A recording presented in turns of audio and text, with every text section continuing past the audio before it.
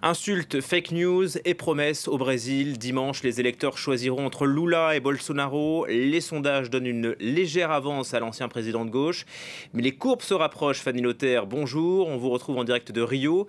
Tout peut encore arriver et tous les coups sont permis. Oui, c'est une campagne d'une rare violence.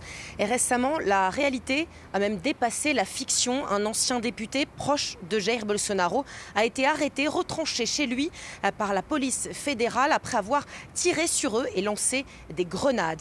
Une campagne qui s'est transformée, vous l'avez dit, en guerre idéologique, en guerre de fake news qui pleuvent des deux côtés.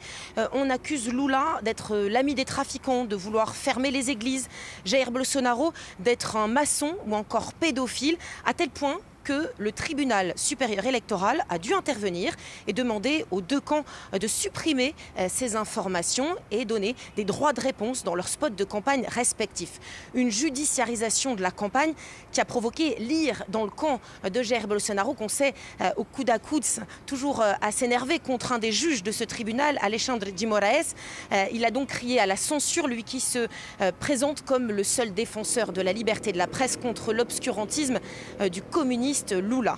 Jair Bolsonaro, vous l'avez dit, remet régulièrement en question la véracité des sondages qui se sont largement trompés au premier tour. Et pourtant, ces sondages tiennent en haleine chaque jour les Brésiliens. Les deux candidats sont au coude à coude très serrés. Tout va donc se jouer dans un État, le Minas Gerais, un immense État au nord de Rio, qui constitue environ 10% du corps électoral brésilien. C'est une sorte de swing state. Celui qui remportera cet État remportera l'élection. Jair Bolsonaro et Lula s'y sont donc rendus ces derniers jours pour essayer de rassembler le plus possible d'électeurs.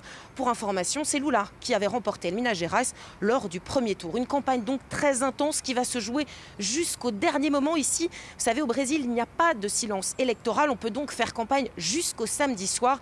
Et ce qu'évidemment tous les Brésiliens attendent avec impatience, c'est ce vendredi soir à la télé brésilienne, le tout dernier débat entre les deux rivaux. Et verdict donc dimanche. Merci beaucoup Fanny Lothaire depuis Rio.